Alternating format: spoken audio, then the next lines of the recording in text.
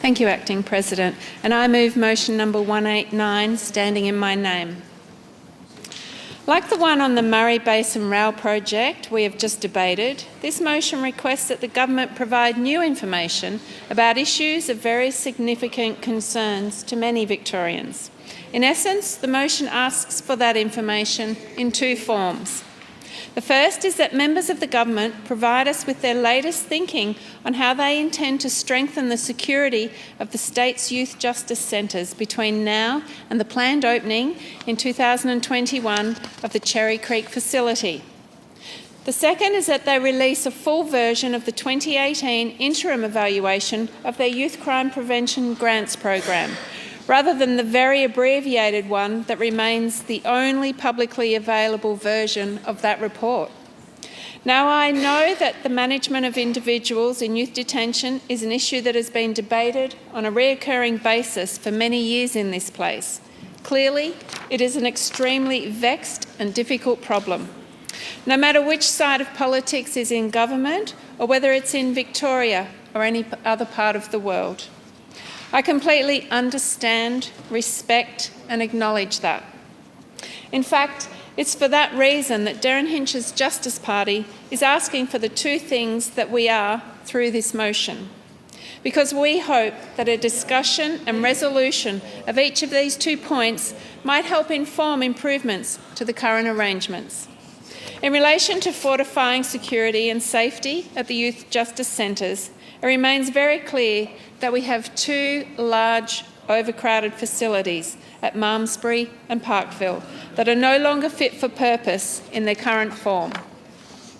Given the limitations on me this afternoon in terms of time, I won't delve in extensive detail into the numbers of the despicable ongoing attacks on the custodial officers at those two facilities, nor the recent announcement that on the basis of a detainee's attack on an employee at Malmesbury in 2018, WorkSafe has officially charged the Department of Justice with failing to provide a safe workplace there. However, I will briefly cite the Herald Sun recent revelations that at least 60 workers across the centres are now too traumatised and/or injured from assaults on them to return to work.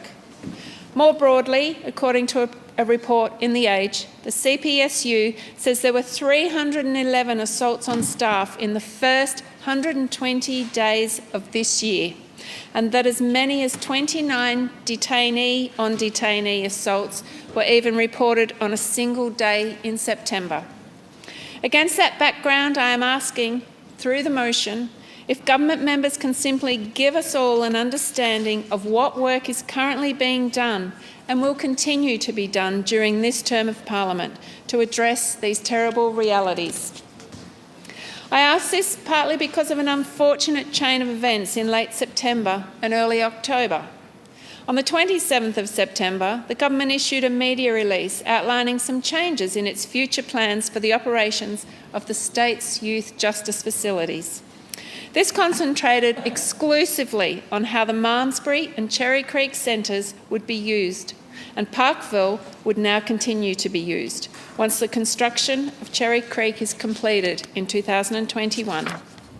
Yet within a matter of days after that, there was another wave of attacks at Malmesbury and the spectre of staff actually walking off the job on account of safety fears. As trite as this remark possibly sounds, it's abundantly clear that things can't simply continue as they are, and/or that significant changes are largely placed on hold as we wait for the planned reorganisation of the facilities in 2021. Something more has to be done in the meantime. Victorians also need answers on the public record about what that something is.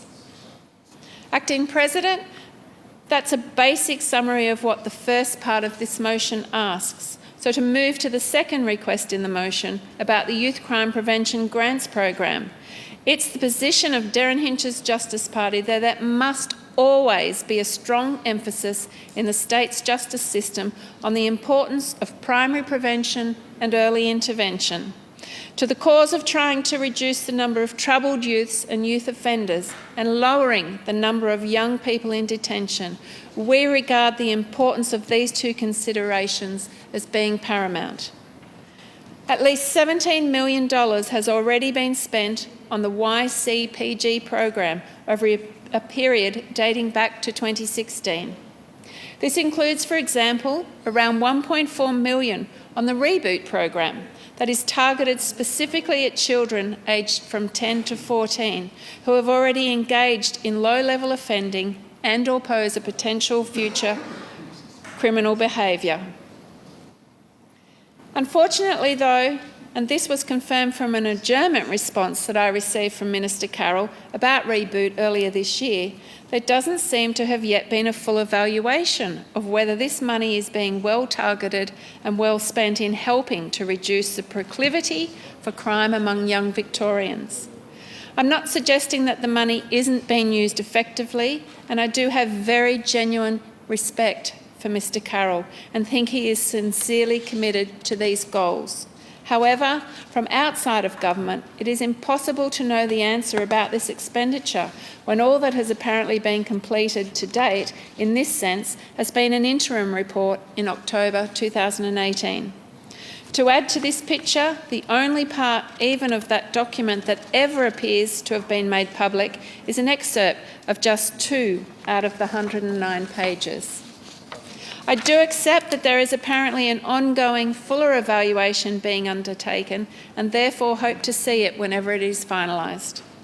Again, though, it is unclear if and when this report will ever be made available, and I do think it's critical, even before then, as a matter of urgency, that the Victorian public is given access to far more of the information that is already in the government's possession about how well this program and all of its individual elements is or isn't working.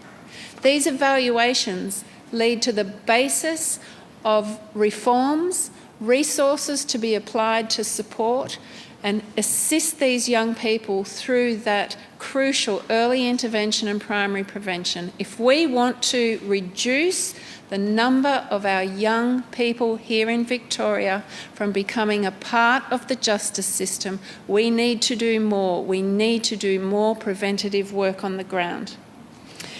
In this policy area, and in an area in which the challenges of managing youth crime remains especially problematic, it is absolutely critical that we know whether such programs are well focused. Are they fit for purposes? Are they correctly targeted? And are they actually proving to be effective? If they aren't, then they need to be replaced. It's as simple as that. They need to be reprogrammed. They need to look at other ways to support these young people. And in the meantime, I would like to see further commitment to providing the transparency of these reports, and I would like to commend this motion to the House.